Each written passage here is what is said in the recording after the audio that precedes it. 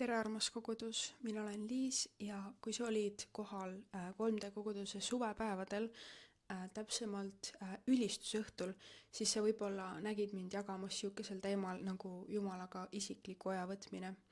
Ja minu tänane tunnistus või nagu lugu on seotud sama teemaga. Ma olen pärit kristlikust perest, aga Jumalaga aja võtmine on midagi, mida ma hakkasin tegema alles väga-väga hiljuti.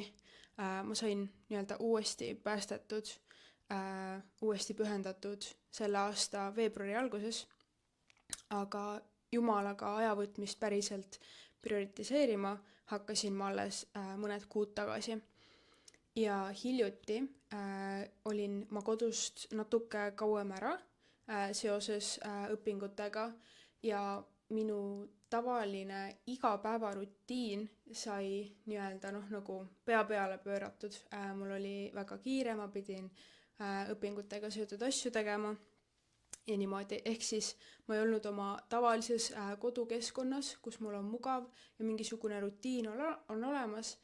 Ja üks asi, mis kohe nagu jäi täiesti katki, oli Jumalaga isikliku aja võtmine. Ja need 6 päeva umbes, kui ma olin ära ja kui need päevad läbi said ja ma jõudsin tagasi koju, siis ma nagu tundsin, et ma olen palju närvilisem, ma muretsen mingite pisiasjade pärast, ma lähen väga-väga väikeste asjade peale nagu närvi või nagu saan pahaseks või kuidagi need asjad häirivad mind. Ja ma kohe nagu tundsin ära, et okei, et need on mingid asjad, mis hakkavad nagu tagasi tulema, mis oli seotud sellega, nagu milline ma vanasti olin enne seda, kui ma Jeesust tundma õppisin. Ja ma panin 2 ja 2 kohe kokku ja ma sain aru, et see on sellepärast, et ma ei ole Jumalaga aega võtnud. Ehk siis väga selge kontrast tuli välja, et mina, kui ma võtan Jumalaga aega ja need vaimuviljad, mis sellest väga selgelt välja tulevad, kannatlikkus, enesekontroll, pikk meel, kõik see. Ja siis see, kui ma olin pea nädal kõrvale jätnud seda, siis kohe, et millised need vanad vastikud iseloomuomadused hakkasid jälle nagu pinnale kerkima. Ja ma arvan, et Jumal näitas mulle väga selge põhjusega seda.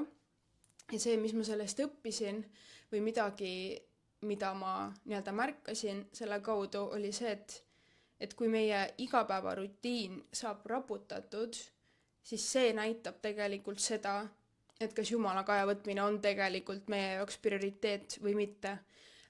Mina sain väga selgelt aru, et okei, et see on midagi, mille kallal ma pean tööd tegema. Et kui ma ei ole kõige soodsamates tingimustes või oludes, et kas ma siis ka päriselt pühendun.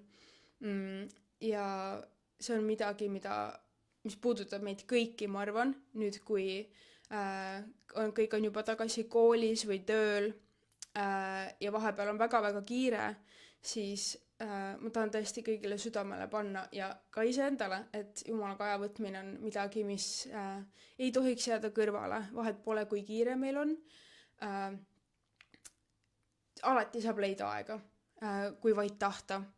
Ja ma arvan, et see võtab ilusti kokku selle, mis ma tahtsin teiega jagada, ehk siis tõesti südamele panna, et Jumalaga aja võtmine on nii oluline ja tõesti ma tahan, et meie kogudusena ka võtaks seda asja väga tõsiselt, sest et kui me ei ehita seda vundamenti ja seda vundamenti ehitab siis Jumalaga isikliku aja võtmine, kui me ei ehita seda ja ei panusta sellesse praegu, siis kuidas me jääme püsima ja millele me jääme püsima siis, kui päriselt võib minna raskeks.